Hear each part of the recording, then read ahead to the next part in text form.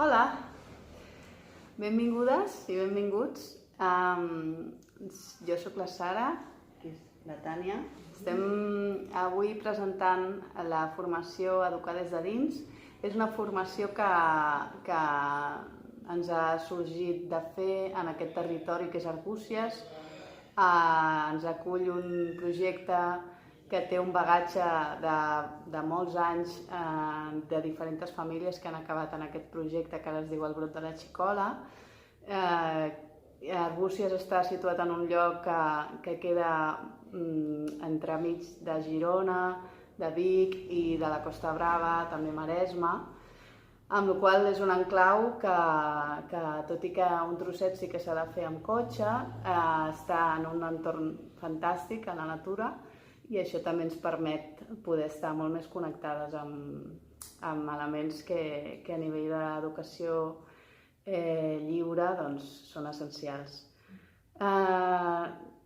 Avui ens hem animat a fer un vídeo per poder connectar amb totes aquelles persones que ens pregunteu coses i us diem veniu a la xerrada i a la xerrada al final no us podeu organitzar o directament no ens digueu res perquè no podeu i així estem accessibles per vosaltres.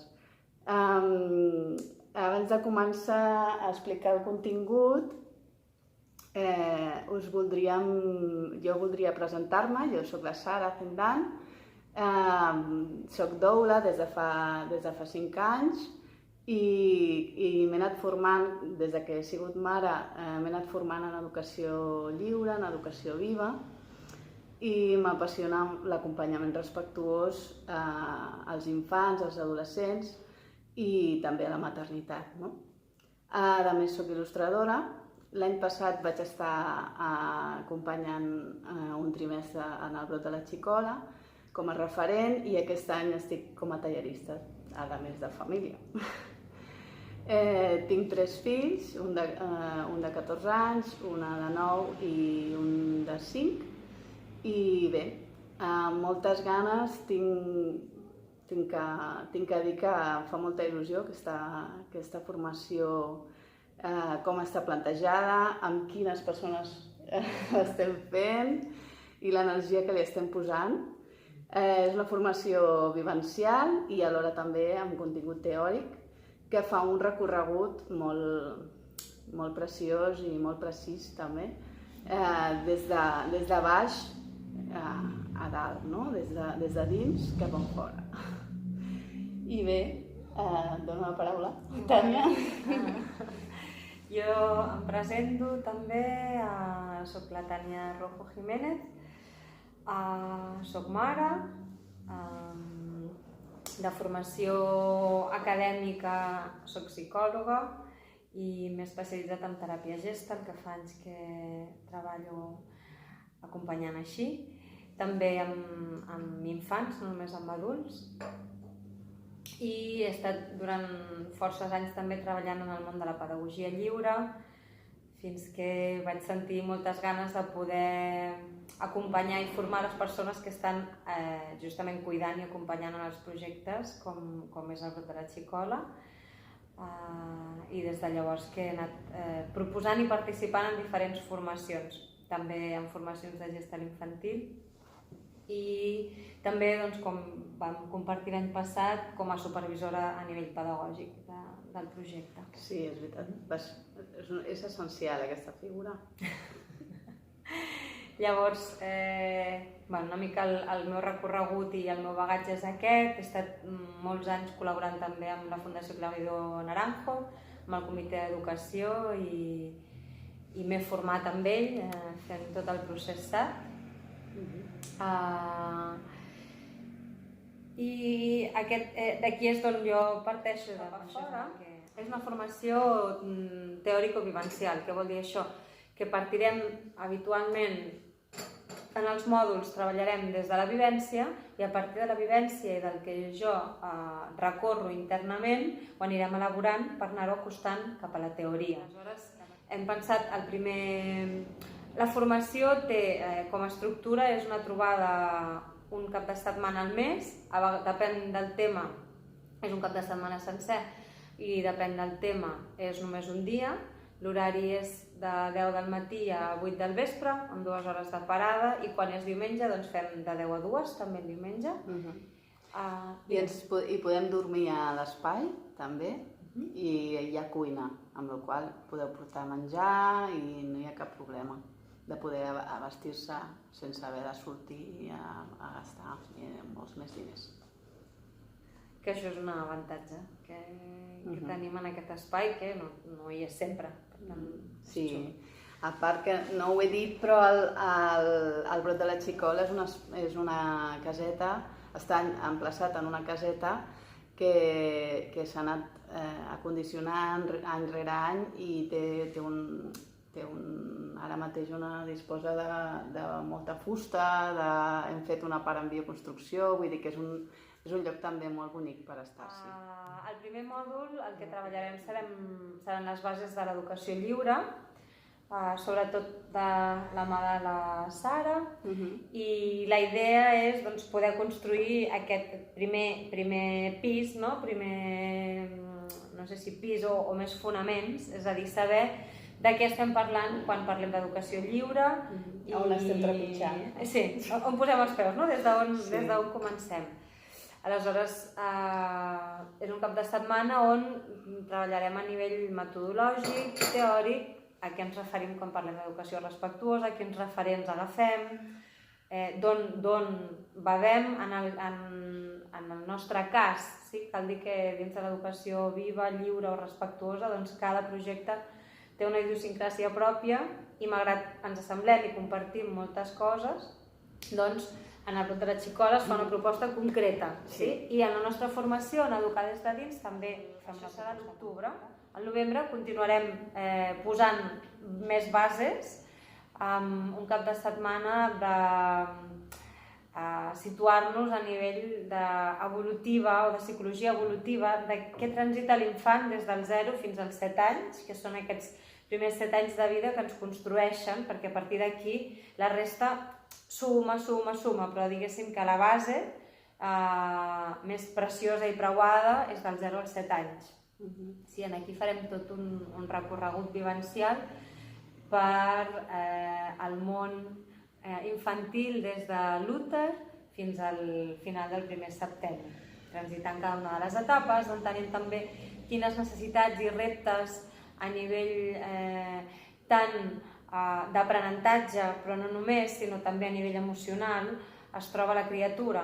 És a dir, en cada etapa, quines necessitats té com a persona, com a ésser, més enllà de l'aprenentatge cognitiu, i què ens podem esperar, una miqueta, que succeeixi i que no és tan habitual que succeeixi, i llavors posar-li una mica d'atenció més, i quines coses no cal posar tanta atenció perquè és propi de l'etapa o alguna cosa així. Exacte, com més aterrat, ho sento que ara quan ho dius és com més concreta la cosa, que hi ha una cosa que no hem dit de la formació, que és que igual que ho fem de dins cap a fora, doncs també estem treballant tota l'estona amb els nostres almenys 3 centres, malgrat n'afegiríem, però de moment treballarem amb el centre físic, el centre o nivell emocional i el centre mental. És a dir, no ens movem en un pla cognitiu només, sinó que involucrem tot l'ésser, i l'aprenentatge d'aquesta manera és més integrat. I això també ho viureu les persones que participeu a la formació. Així és la proposta, tota l'estona. Sí, que jo amb l'experiència dels anys, jo porto 7 anys com a família dintre d'un projecte d'educació viva o lliure, i realment canviar el sentit, el recorregut de com processes i digereixes les coses, doncs t'ajuda molt a poder no estar tant en el cap, i poder transitar una miqueta més aquesta part que a vegades estem molt aquí.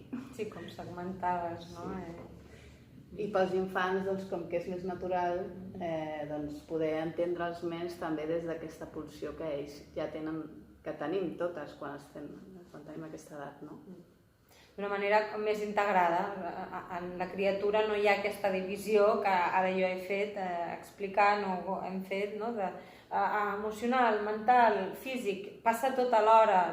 La criatura, afortunadament, quan arriba és un ésser integrat. És després que ens anem dividint, seccionant i justament per això volem proposar una experiència de un altre pilar fonamental, una altra base de la mà de l'Aina Torrella, gràcies. Farem un cap de setmana de sistèmica, que ens sembla molt important quan estem acompanyant en un projecte, doncs, tenir bases de la mirada, de l'enfocament de la pedagogia sistèmica. Per tant, també conèixer i entendre la importància dels llocs de cada persona dins la família, què passa i entendre com quan algú canvia una cosa, com formem part d'un sistema, això té una conseqüència cap a les altres persones que formen part del sistema, que la família és un sistema, que l'espai educatiu és un altre sistema, que tots dos junts també en formen un perquè cohabiten.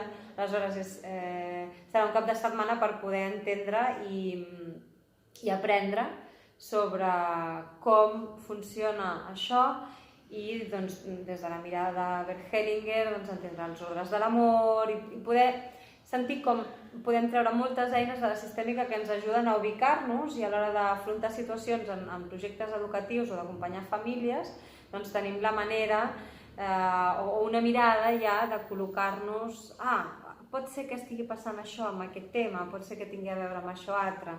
És com una estructura, per això diem que seguim posant base.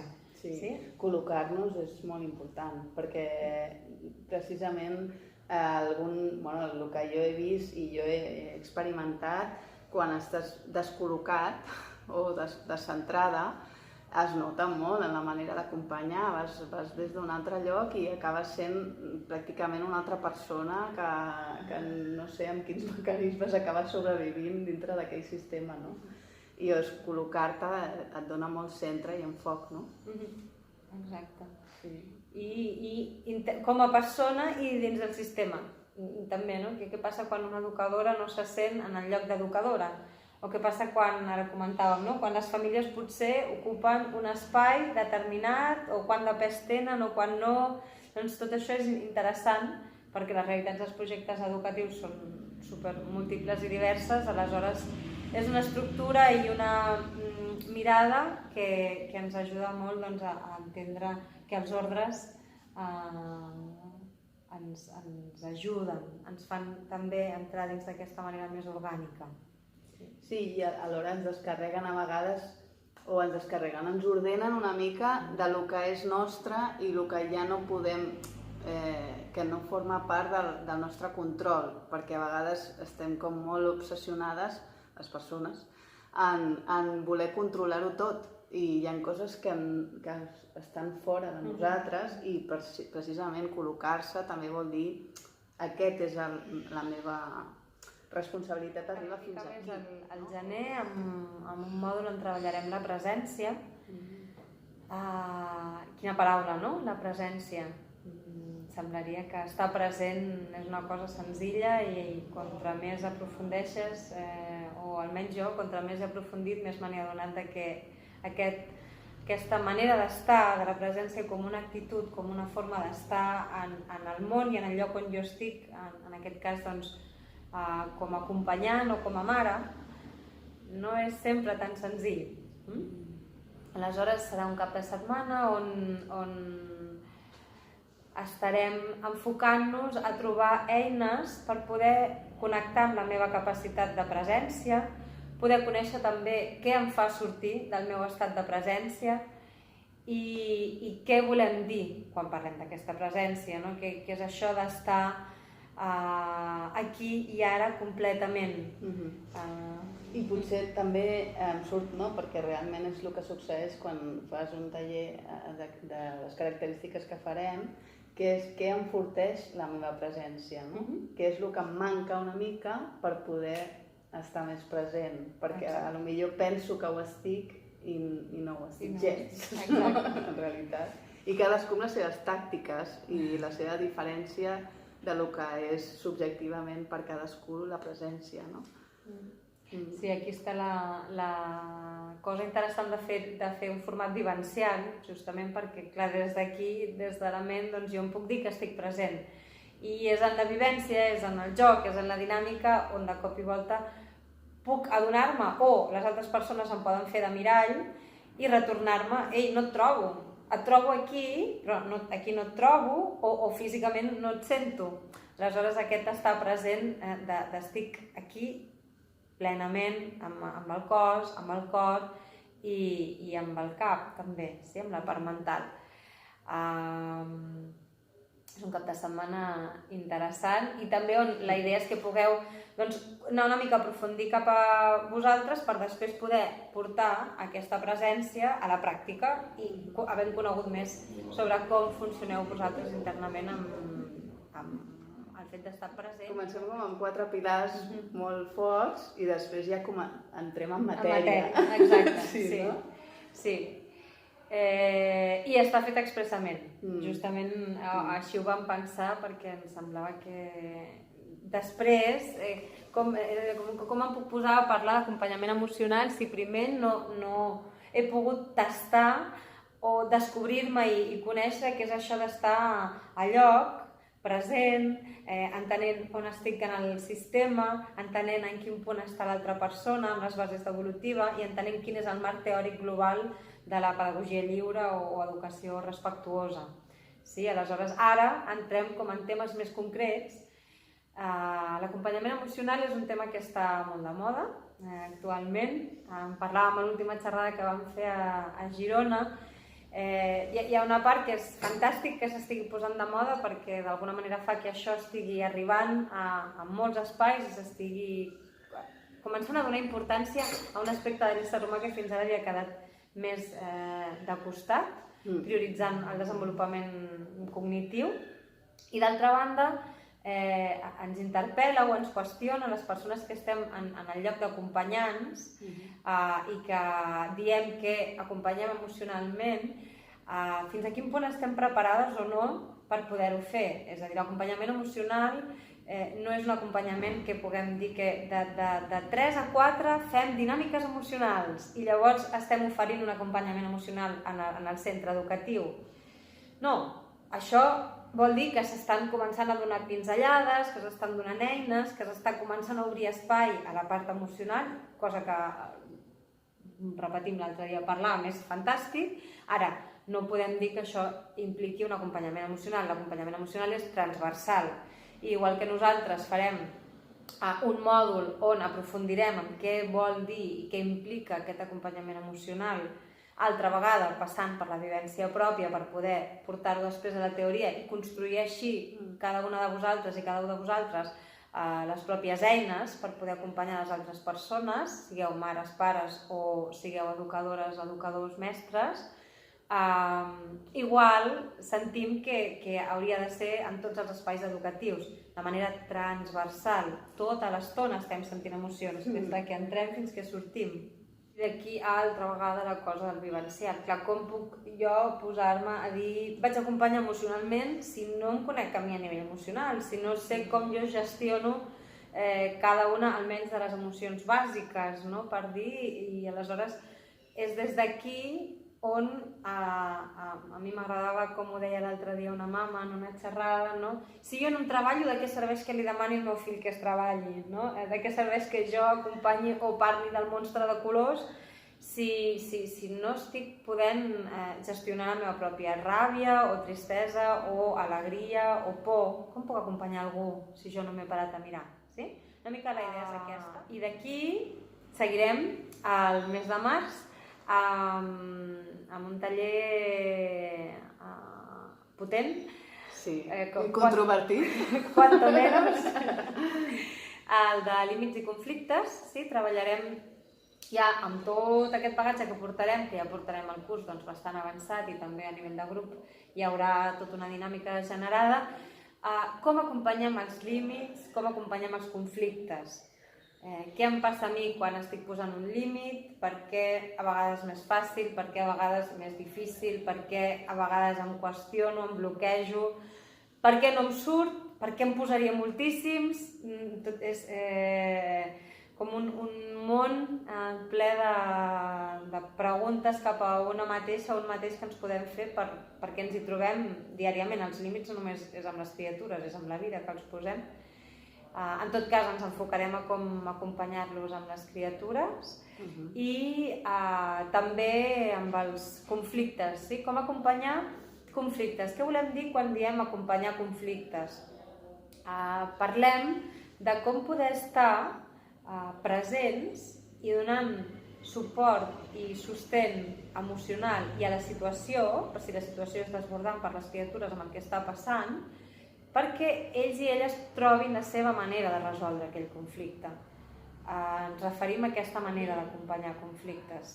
No a gestionar-los nosaltres com a adults, com a adultes, sinó a acompanyar-los a que puguin anar trobant les eines per després ser ells i elles soles que gestionin aquests conflictes. Que no és senzill, perquè no surt el primer dia, però òbviament és aquest procés de confiar i de trobar-se i de centrar-te com a adulta i donar aquest espai, no?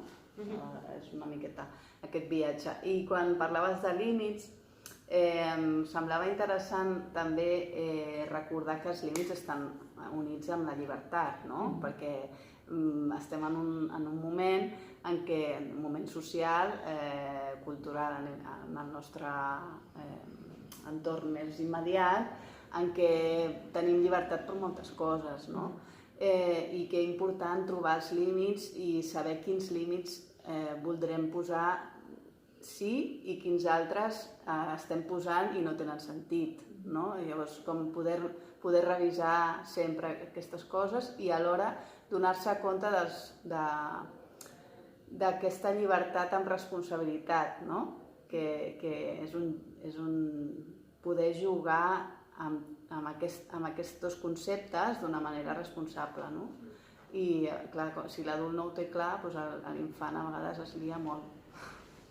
Sí, i poder, ara em venim escoltant també més coses, no? També el fet de poder, com jo puc posar un límit amb amor, entenent que quan estic limitant estic cuidant i estic trobant aquest punt d'ajust entre la llibertat, com deies tu ara, Sara.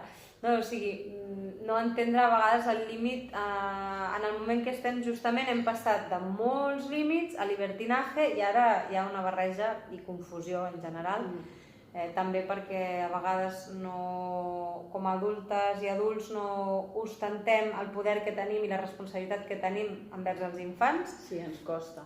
Perquè ens és difícil, també perquè la paraula poder o autoritat, autoritarisme, en fi, són molts temes que ens obre el fet de treballar els límits, realment és molt ampli, és un cap de setmana que farem de 2 dies i donaria per fer una setmana. Vull dir que farem un tastet esperant que pugueu trobar ja una mica per on anar, sabent que això és un procés continu de formació i d'aprenentatge amb tots els temes que estem proposant, no només amb aquest. Bueno, és un tema que en la meva experiència d'acompanyant en els projectes d'educació lliure a la primavera sempre fèiem una trobada pedagògica, per tant una trobada amb les famílies per parlar de com estàvem acompanyant la sexualitat, que aflora naturalment perquè fa caloreta, anem més despullats i despullades i doncs les criatures s'exploren, s'autoexploren i s'exploren entre elles.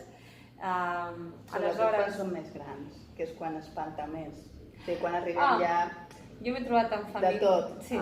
Mira. Amb 3 anys, moltes situacions. Bueno, però a partir dels 3, la gent és com que té més normalitzat el tocar-se, no? Però quan ells ja està investigant amb l'altre és el que li costa més, no? El veure quin és el límit, quin és el límit, com em posiciono, després d'un mateix. D'un mateix. Clar, la sexualitat és un tema que majoritàriament és bastant tabú encara, en general. Aleshores, quan ens posem a parlar de sexualitat infantil o quan ens posem de cop i volta estan les criatures explorant-se o tocant-se o masturbant-se i ho estem veient, hi ha moltes adultes i molts adults que xoca. Jo recordo el primer dia que vaig veure una escena de petons amb llengua amb criatures de 3 anys el meu primer any d'educadora i vaig quedar retratada. Després em va anar molt bé poder parlar amb l'altra educadora perquè em va mobilitzar moltíssim. Sí? Aleshores també la idea d'aquest mòdul és poder, d'una banda, normalitzar que som éssers sexuats, com deies, Sara, i també, d'altra banda, poder entrar a entendre i tenir més eines d'acompanyar la sexualitat infantil, que no té res a veure amb la sexualitat adulta. No. Són dues sexualitats molt diferents, malgrat, a vegades, el que veiem des de fora, l'escena semblaria similar, però el que està passant no té res a veure. Aleshores, aspectes a tenir en compte quan estem acompanyant aquestes criatures en aquesta descoberta del seu propi cos i del cos i del plaer de l'altre, d'acord? Aquesta és la idea amb la sexualitat i està també posada expressament a la primavera perquè l'experiència ens diu que és quan comença tot a aflorar. Per això també el mòdul es diu Flor. Al maig farem un mòdul de psicomotricitat amb l'Aina Argemí, que és educadora i coordinadora de la caseta i psicomotricista, a més d'altres formacions. Ens acompanyarà ella. Llavors, des de la mirada de la psicomotricitat relacional de Bernard Couturier, on sentim que volíem posar la psicomotricitat com a mòdul perquè també altra vegada ens dona una estructura a l'hora d'observar la criatura en el seu moviment, en el seu to muscular. També ens dona una estructura en la seqüència de les activitats, de les propostes que es fan, de les dinàmiques que es fan en un dia a dia d'un espai educatiu, un espai d'acompanyament a les criatures, i també ens pot servir com a mares i pares per poder observar els nostres fills i filles amb què estan a nivell corporal, com que donen unes bases, i també poder entendre com tant la pulsió com una cosa més tova, més laxa, més tranquil·la, tot forma part de la criatura i de l'ésser humà, no només aquesta pretensió que es té des de les escoles tradicionals de que les criatures estiguin molt quietes tota l'estona i una estona poden sortir al pati, sinó com entendre que el cos i la pulsió del cos surt tot el dia, i que de fet això no només és psicomotricitat, sinó que té a veure amb les bases i amb el que entenem nosaltres com a manera d'acompanyar. L'aprenentatge no es dona sense el moviment. Per fi ja tenim estudis científics que ens ho poden dir, algo que hem anat veient. La criatura necessita emoció i moviment per poder aprendre de forma íntegra. I que important de poder veure quins infants necessiten més moviment per poder gestionar certes emocions, quins altres necessiten un moviment més tranquil, potser necessiten més coixins, uns altres necessiten alguna més dur, i això és a través d'observar i d'aquestes eines que aportarà l'Aina Argemí a nivell també de concepte d'espai, de graella, de les persones que treballeu més amb graella, amb poder